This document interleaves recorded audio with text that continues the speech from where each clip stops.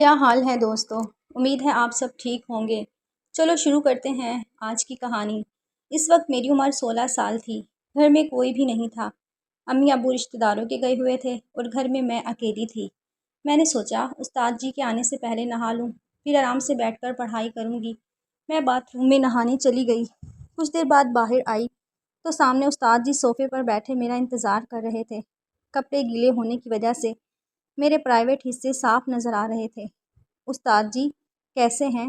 مجھ پر نظر پڑی تو ان کی آنکھیں حیرت سے پھیل گئی کیونکہ میں نے نیچے والے کپڑے پہنے ہوئے ہی نہیں تھے۔ استاد جی جوان آدمی تھے۔ میں استاد جی کے برابر میں لے کر کتاب بیٹھ گئی۔ اچانک میری نظر استاد جی کی شلوار پر پڑی تو ابھار دیکھ کر شرمندہ ہو گئی۔ میرے ذہن میں ایک شیطانی خیال آیا کہ اگر تھوڑی سی محنت کی جائے تو بات بن سکتی ہے۔ میں نے جان بوجھ کر اپنی کتاب نیچے گرا دی اور استاد جی کے سامنے جھک کر بیٹھ گئی۔ استاد جی کی نظریں میرے سینے پر تھی، جیسے کوئی پاگل انسان کھانے والی چیز کو دیکھتا ہے۔ اٹھ کر دوبارہ سیدھی ہو کر صوفے پر بیٹھ گئی۔ آج تو ویسے بھی پورا گھر خالی پڑا تھا، کسی کو شک بھی نہیں ہونا تھا۔ آخر کار میں نے تھوڑی سی ہمت کی اور استاد جی کا ہاتھ پکڑ کر اپنے سینے پر رکھ لیا۔ استاد جی شاید پہلے سے ہی اس بات کے انتظار میں تھے کہ کب میں ان کو دعوت دوں، کب وہ کمالی لڑکی کا مزہ چکھے۔ اس سے پہلے کہ استاد جی آخری حد پار کرتے، میں نے ایک شرط رکھی۔ استاد جی نے حامی بھر کر کہا، مجھے تمہاری ہر شرط منظور ہے۔ جیسے استاد جی نے حامی بھری تو میں صوفے پر بیٹھ گئی اور ان کے ساتھ۔ میرا نام نورین ہے۔ میری ماں کو میرا اکیڈمی جانا پسند نہیں تھا کیونکہ وہ امیر اور ماڈرن تھی۔ وہ چاہتی تھی کہ اس کی بیٹی سب سے الگ رہے، اس لیے انہوں نے میرے لیے ایک استاد کا انتظام کیا جو گھر پر مجھے پڑھاتا تھا۔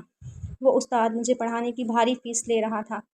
میری ماں فخر سے کہتی کہ اس نے اپنی بیٹی کے لیے قابل ٹیچر کا انتظام کیا ہے جو بہت فیس لیتا ہے اور اس کی بیٹی کو بہت بہترین پڑھاتا ہے۔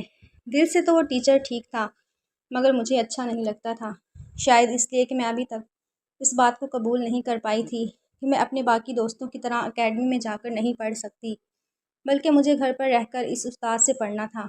شروع میں مجھے وہ استاد بالکل بھی اچھا نہیں لگتا تھا اور نہ ہی مجھے اس کے پڑھانے کا انداز پسند آیا تھا، مگر جب میں نے اپنی ماں سے یہ بات کی تو انہوں نے مجھے جھڑک دیا اور کہا، یہ بہانے بند کرو اور اپنی تعلیم کا معیار بہتر بناؤ اور یہ بھول جاؤ کہ میں اپنے دوستوں کی طرح اکیڈمی جا سکتی ہوں۔ اور بھی بہت ساری ہدایت مجھے دی گئی تو چپ ہو گئی اور اپنی پڑھائی میں دل لگانے لگی، جبکہ دل بہت اداس تھا۔ میں اپنی دوستوں کے ساتھ پڑھنا چاہتی تھی، جبکہ میری دوستیں اور باقی کلاس فیلو مجھ پر رشک کرتی کہ میں اتنی امیر ہوں کہ مجھے گھر پر اتنا اچھا استاد پڑھانے آتا ہے۔ ان کی باتیں سن کر میں بھی نخرے میں آ گئی اور جب میں اپنا سارا افسوس بھلا کر اپنے استاد سے بہت اچھے سے پڑھنے لگی، جب میں نے دل سے اس بات کو قبول کیا تو مجھے معلوم ہوا کہ وہ واقعی ایک قابل استاد ہے اور مجھے بہت محنت سے پڑھاتا ہے۔ اس کی محنت کی وجہ سے میں نے کم دنوں میں اپنی پڑھائی بہتر کر لی اور کلاس میں ہر سبجیکٹ میں ٹاپ پر آ گئی تھی، جس وجہ سے کلاس اور اسکول میں میری خوب تعریف ہوتی، جو سن کر مجھے بہت اچھا لگتا اور ان تعریفوں کی وجہ سے میں آسمان میں اڑنے لگی۔ تب میں نے اپنے استاد کو بھی دل سے قبول کر لیا تھا اور ان سے بہت فری ہو گئی اور دل لگا کر ان سے پڑھتی اور اپنی ہر بات شیئر کر لیتی تاکہ پڑھائی میں مزید بہتر ہو جاؤں۔ اس لیے ماں باپ بھی بہت خوش ہو گئے تھے کہ ان کی بیٹی پہلی پوزیشن پر رہتی ہے اور ان کا خوب نام اونچا ہو رہا ہے۔ اب استاد کی بھی ڈیمانڈ بڑھنے لگی۔ پیارے ناظرین، اگر آپ کو یہ کہانی پسند آ رہی ہے تو کمنٹ ضرور کریں اور بتائیں کہ آپ کو کہانی کیسی لگ رہی ہے۔